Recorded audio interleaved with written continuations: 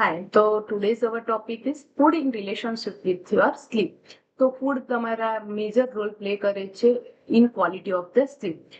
જો તમે સુવો ત્યાં સુધીમાં તમારું ડાયજેશન ઓવર થઈ ગયું હોય તો it will leads to deeper sleep and deeper healing of your body. So એના માટેના બે ઇમ્પોર્ટન્ટ પોઈન્ટ છે. First is by what time you should take your dinner. રાત્રે ક્યાં સુધીમાં જમી લેવું જોઈએ. અને સેકન્ડ ઇઝ ડિનરમાં શું લેવું જોઈએ. ફર્સ્ટ પોઈન્ટ ડિસ્કસ કરીશું. સો રાત્રે ક્યાં સુધીમાં જમી લેવું જોઈએ.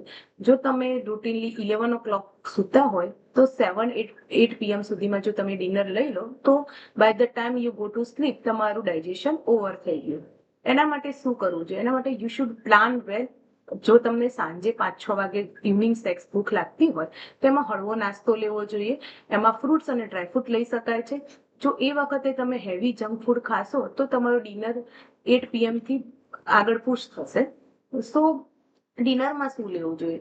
પહેલા તો ડિનરમાં તમારે લેસ સ્પાઇસી, લેસ સુગરી અને લેસ ઓઇલી ફૂડ ખાવા જોઈએ. એમાં તમને ચોકલેટ, આઈસ્ક્રીમ, મીઠાઈ અને હેવી કાર્બોહાઈડ્રેટ વાળા ફૂડને એવોઇડ કરવા જોઈએ. કારણ કે એ બોડીની અંદર ગ્લુકોઝ સિક્રિશન કરે અને એનાથી ઇન્સ્યુલિન એક્ટિવેટ રહે અને તમારા દરેક ઇન્ટરનલ ઓર્ગનનું રિધમ ડિસ્ટર્બ કરે.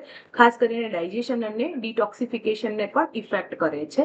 તમારે રાત્રે તમે જે જમતા હોય એની જોડે સૂપ અથવા તો khichdi with mix vegetable as a meal લેવું જોઈએ.